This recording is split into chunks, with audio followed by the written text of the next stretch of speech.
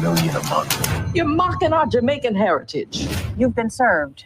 You do not need a crystal ball to know that the FTC will stop deceptive trade practices. She's ripping off millions of people. I'm paying my bills and taking care of my kids. I'm not hurting anyone. Let us talk to lawyers. These things blow over. People put their trust in you, Miss Harris. Are you even a psychic? Our name's in the lawsuit. But it's my face. Miss Cleo, Her Rise and Fall. Premiere Saturday, August 10th at 8. Yes, so that's definitely a factor. So how did you even get or come across this role? Can you hear me? Yeah, I can hear you. Okay, so I was working with Hillionaire Productions on a project they were doing called A Christmas Prayer.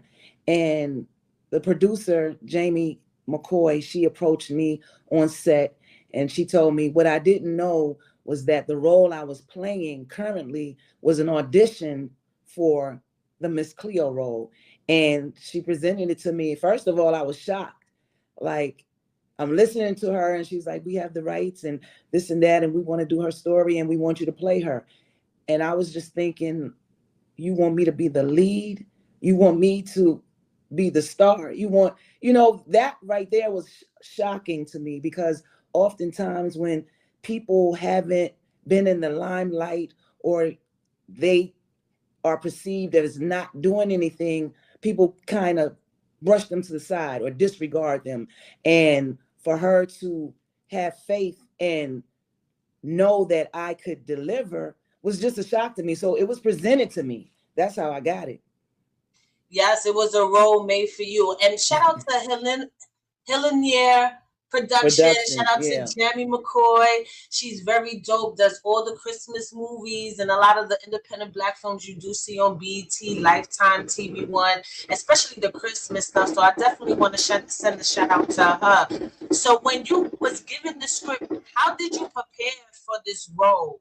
Because I know you had to, you don't normally speak in a patois language. So how did you prepare to do it? So basically, I just watched her old footage, her old infomercials, old, like I said, stock footage of Miss Cleo's shows she was on, like Jenny Jones and whatever she was on, whatever I could find, I just watched it. And a lot of times people say she already had a bad accent. So that worked for me, because working on a bad accent, I shouldn't mess that up because it's already a bad accent. So that worked in my favor. Yes. So did you ever had to stumble where maybe you was using your original accent when you was going through your lines during filming? I did that. The director pointed it out to me a couple of times where I didn't pour it on enough. Like, he could hear the natural accent and I was falling back into that. So he did a couple of times point that out. So I did have to turn it up a notch. And with everything you learned about Miss Cleo, playing her on screen and everything like that, if she was to Michael Jackson Thriller her ass over to you and you had the opportunity to say something to her, what would that be? What I go on, Miss Cleo? What it do? Did you like my performance? Did I do you well? And I will say this: I did have a dream while I was taping on set. I did have a dream. She did come to me in a dream. She didn't say anything. She just smiled. So I took that as approval, and that was. I didn't even know how to react to that. Like, wow, I just dreamed about Miss Cleo and she smiled at me.